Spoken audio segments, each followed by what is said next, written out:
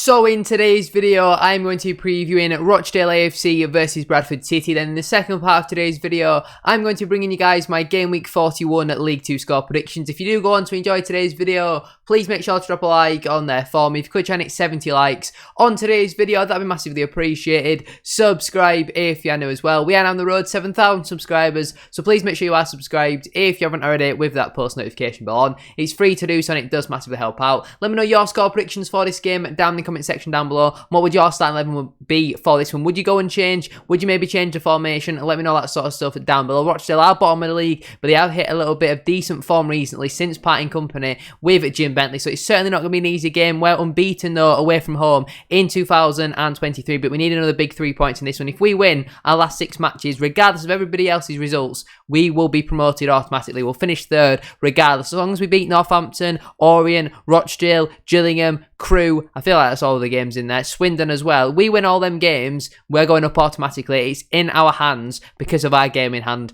Make sure to drop a like on today's video. Subscribe if you're new as well. Let's get into it. So if we start then with the current Sky Bet League 2 table, my team Bradford City, we currently sit 6th in the table. After 40 games, we've got 18 wins, 14 draws, 8 defeats, 51 goals scored, 35 goals conceded, which leaves us on a positive 16 goal difference and 68 points. Our last couple of games then have been a win, a draw, a win, a draw, and a draw. Then last couple of games then being a 3-1 win at home to Sutton United, a 0-0 draw away at Crawley Town, a 3-2 win at home to Grimsby Town, a 0-0 draw at home to Carlisle, and a 2-2 draw at home to Hartlepool United. If we compare that then to Rochdale, they're currently sat 24th in the Sky Bet League 2 table. After 41 games, they've got 8 wins, 9 draws, 24 defeats, 39 goals scored, 62 goals conceded, which leaves them on a minus 23 goal difference and 33 points. Currently 6 points from safety. Their last couple of games then have been a draw, a win, a loss, and a draw. So 7 points from their last 3 matches is certainly not something to be sniffed at whatsoever. Most recently, they had a 1-1 draw away at Mansfield Town before a 4-2 win at home to Walsall, a 1-0 win away at AFC Wimbledon,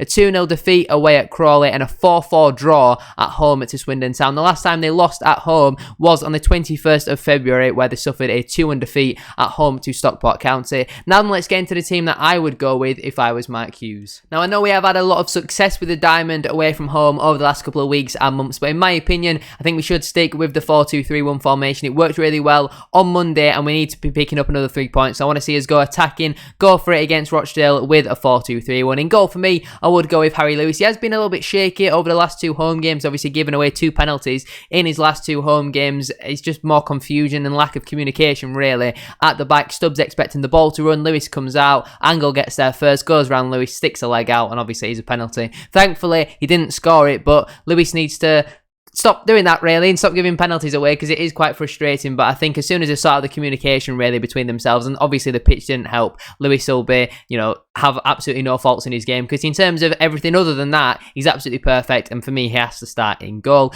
Into the back four then, a right back I would go with Brad Halliday. We saw Halliday pretty much back to his best on Monday against Sutton. Offensively very good, was unlucky not to get an assist right at the start of the second half as well. Brilliant ball in for Andy Cook. Defensively absolutely solid until their goal, where both fullbacks really have been pretty poor from that point of view. Liam Rydell gets skinned far too easily, and Halliday switches off at the back post, and his man's got a free header. So disappointing from that point of view. But apart from that, I thought Halliday had a very good game. Into the 2 centre-backs then. Now, it is my understanding that Matty Platt is still suspended for this game because it's his 2nd red card of the season. So I think it's a 2-game ban. I might be wrong with that, but that is what my understanding is. Regardless though, I would stick with Sam Stubbs firstly on the right-hand side. He was absolutely fantastic against Sutton. Absolutely brilliant. What a signing this man has turned out to be. I think he's been absolutely excellent. And pairing him, I would stick with Romany Critchlow. Again, just brilliant. He suits the way we play so much better than Matty Platt. Gives us a balance as well with him naturally being left-footed. I think he's absolutely fantastic. If we can get him back for next season, that'd be absolutely brilliant. But for me personally, we have to stick with Stubbs and Critchlow.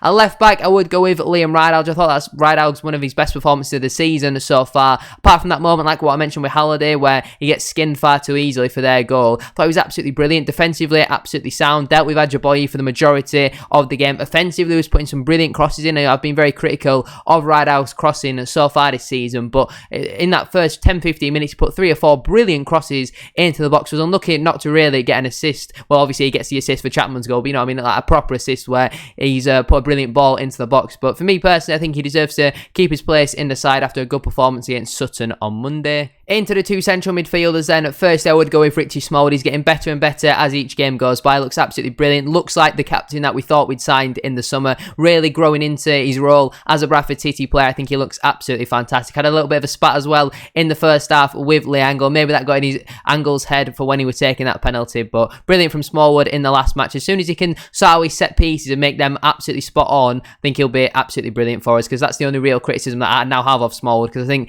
the rest of his game is absolutely perfect. Next to him, I would go with Alex Gilead. Again, very good performance from him against Sutton on Monday. Got a little 10-minute rest as well at the end of the game where he came off in about the 80th minute, so he'll be feeling a little bit fresher after that. Gives you usual Alex Gilead performance, energy. He actually gave some quality on the ball as well. You know, that is something that I've kind of been critical of from Gilead. It wasn't just his work rate, it was actually quality on the ball. Brilliant through ball for Andy Cook for our third goal. Did force him a little bit wide, but Andy Cook only really needs half a sniff of a goal to get something out of that, so brilliant to see Gilead get an assist. Into the front three then, behind the striker. On the right wing, I would go with Scott Banks. Absolutely fantastic against Sutton. Scores a brilliant goal with his right foot. I think that's his first right-footed goal of the season. Fantastic. It wasn't just that. The way he was going past their left-back every single time. I think the left-back got subbed off after, what was it, an hour, 70 minutes, something like that. Because every single time Banks got the ball, he was going past him. Brilliant performance from Scott Banks. In that number 10 position, I would go with Jamie Walker. It was a better performance from Walker. I'd still think he's got another gear to go, in my opinion. But obviously, he gets the assist for the first goal, and he makes us tick. His work rate was absolutely fantastic against Sutton. I like what it always is, really. He's closing down and he's pressing. Absolutely brilliant. On the left wing, I think Harry Chapman's got to keep his place in the side. His best performance by far in a Bradford City shirt. When he gets 1v1 against fullbacks, he goes past them every single time. I'm sure Sutton's right back is probably still having nightmares about that, because every time he got it, he was cutting in or he was going 1v1, getting to the byline, balls into the box, gets his goal as well, his first goal since August. Brilliant finish, and that's what we need to see more of from Chapman. Composed finishes rather than snatching at them and putting it over the stand. We need to see more finishes like that from Harry Chapman, because I thought he was absolutely brilliant. Up front, obviously, Andy Cook, 27 goals now in all competitions, 24 in the league. Need I say it anymore? He was unlucky, really, not to have another 2 or 3 against Sutton. He could have probably had 10 goals in our last 2 matches. He's having the chances. He needs to convert more, get back to himself where he's converting half chances, where he had a few pretty clear-cut chances against Sutton and Crawley now, and he wasn't really taking them, but you can't really criticise Andy Cook for the goals that he has scored. He has to start once again in this one. On the bench, for me, that I'd leave Colin Doyle, Kieran Kelly, Ryan East, Emmanuel Osidibe, Dion Pereira, Matt Derbyshire and Verden Oliver. That does mean the entire squad, in my opinion, should be unchanged from our last match against Sutton, because I thought the overall performance against Sutton was absolutely fantastic. That does mean, though, the players who miss out would be Heath Richardson, Luke Hendry, Oscar Threlkeld, Matty Platt, Tim Yodasina, Talaji Bola, Adam Clayton, who should hopefully be back for next week's game against Gillingham, Thierry Nevers, Aboisa and Dara Costello. Now let's get into my Game Week 41 League 2 score predictions. Starting out then with a huge top of the table clash between Carlisle United and Northampton Town. We've seen a few of these so far this season. A lot of them have kind of